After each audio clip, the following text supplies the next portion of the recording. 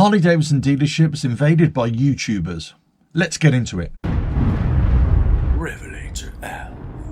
Hello, welcome to RevelatorAlf. I hope you're all well. So this video is all about, you might have seen videos out there where certain prominent YouTubers or up-and-coming YouTubers, let's say, get into dealerships and start, filming there and having relationships there as well. Now, if you look back at my channel, maybe 2 or 3 years ago now, I did a very similar kind of thing. I did a few Q&A sessions with a guy who worked at my local dealership. Then they kind of cut me off at the knees there, and they said, no, we're not going to have that anymore.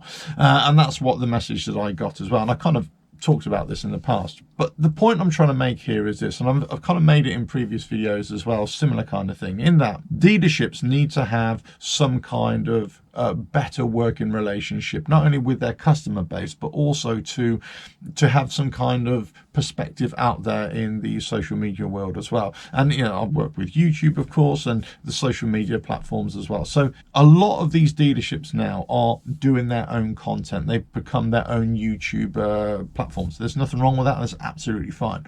But it's always from a Harley Davidson and a dealership point of view. They don't really looking for some independent, and quite rightly, I suppose, there's no problem in that, because they want to promote their brand. They're in business. They want to promote their business. I've always said YouTube is a fantastic tool if you have a business and you want to promote that business and promote what you do, quite rightly so. But when you have independent YouTubers going into dealerships, and they are welcomed to film and make content and speak to people and all that sort of stuff, what that does, that brings a totally independent element that reinforces what your dealership is doing, or what your brand is doing, or what bikes you're selling and everything like that. And for me, I would always say, and I would say this to all dealerships out there, and I'm not talking about myself here, I'm talking about all dealerships and how they would bring in YouTubers, welcome them a little bit more, and actually say, do you know what, if you want to film here, you can. If you want to speak to us, we'll make arrangements. If you want to bring your bike in and, show the work that's being done, we can. Now, I appreciate not everybody wants to be on camera. That's absolutely, there's no problem at all. And many people don't want that at all. And many people don't want that intrusiveness into their lives. They just want to go to work, and absolutely fine. But from a dealership management point of view, to have filming there, to have approved filming there, can only be a good thing in terms of getting the word out there, getting the name out there. And it also not only publicizes that dealership at a local level, but also publishes it to the audience of the YouTuber there. Now, we know a YouTube audience, a social media audience, can be spread right across the world. So all of a sudden, you are kind of put on the global map, as it were. Now, does this mean that every dealership in the world should, bring any YouTuber in and just say, look, if you've got a YouTube channel, no matter what it is, just bring him in and, you can just film, at your leisure? No, what I'm saying is there's got to be some kind of control here, of course. Otherwise, you just have people just going through a dealership, cameras everywhere, and it just wouldn't make sense, and it wouldn't be good for the dealership, but also wouldn't be good for other customers who just want to go and buy a bike or look at some stuff. So it's got to be kind of controlled, not necessarily in the type of content or the message, but more so in the the timing of these things, or when they can do it, or where they can film, and that kind of thing. But also, yes, the type of content as well. I get it that you don't want YouTubers there to be negative, but also it is a good opportunity, just like I said in a previous video, where you can address a few issues, or where you can sort of dispel some myths, but also how you can promote an element of your business that you're doing really well, and that maybe other dealerships can copy as well. I think it's always an opportunity to improve. It's always an opportunity for you guys out there who are watching our content to be able to have a greater insight into the world that maybe that we can get into as well, or that we can show as well. Because most of this is just opinions. Most of this is just our perspective or somebody else's perspective that we're relaying. And maybe having a much better perspective of the way dealerships run, the way they're structured, how it works behind the scenes, that kind of thing. And also, let's not forget the troubles that they have and the problems that they have as well. This will be great insight for everybody. So it doesn't have to be always a negative bashing. It can be very positive, or it can be very informative as well for lots of people. But also it can be fun.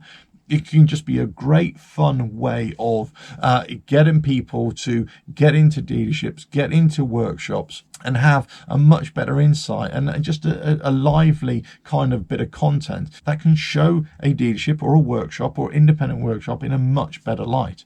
Should Harley Davidson dealerships be invaded by YouTubers? Well, no, but I think there should be a greater relationship with, let's say, YouTubers to make content, to bring them in a little bit more, to get them on your bikes and get them, talking with technicians, talking with salesmen a little bit more. And from an independent point of view, as I said, a lot of dealerships are trying to do this by themselves now. Some are doing okay, some are not so well, some are just not doing it at all. So yes, you could always do this yourself, or you can always find this yourself. And this is where I thought that I was kind of being cut off at the knees a little bit, 2 or 3 years ago, where it's well, actually, we don't want you, we're going to do this all ourselves. Fine, but you're not producing the kind of content that maybe other people want to see as well. You're in business to sell motorcycles, sell merchandise, sell parts. You're not in business to make content. So, whereas we are in business, I use that in inverted commas, let's say,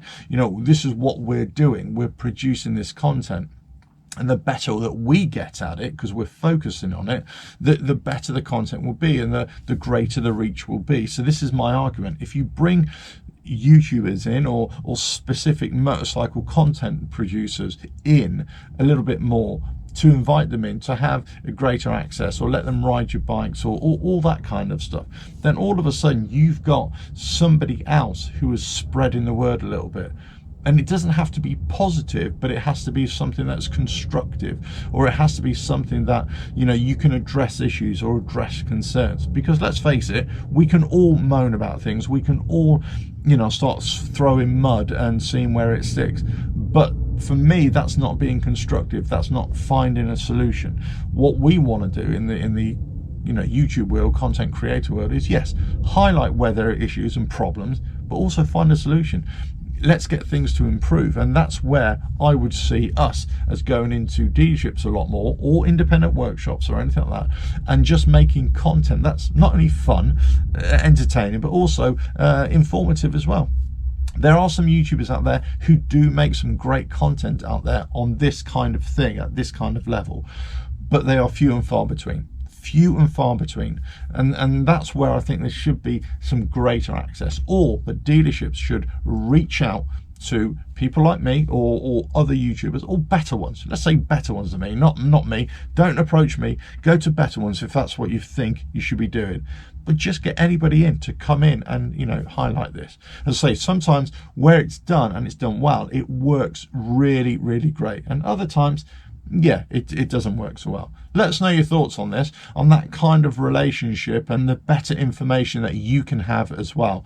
If you get better insight from this kind of pathway, from us, from YouTubers, content creators, getting closer into dealerships or workshops, and having your answers or your issues answered and addressed, and open up the discussion a little bit. Let us know your thoughts. Would they ever do it though? Would they ever do it? I'm not so sure. Maybe their hands are tied, and maybe they're not allowed to do this kind of thing from the company, due to their franchise agreements or something like that. They're not allowed to discuss various issues, when it's in a kind of negative way or in a critical way. Maybe they're not allowed to do it. Who knows? Let us know your thoughts. But don't forget to subscribe, hit that bell, like and share. Check out the website, RevelatorAlf.com. I'll catch you again. Ta-da.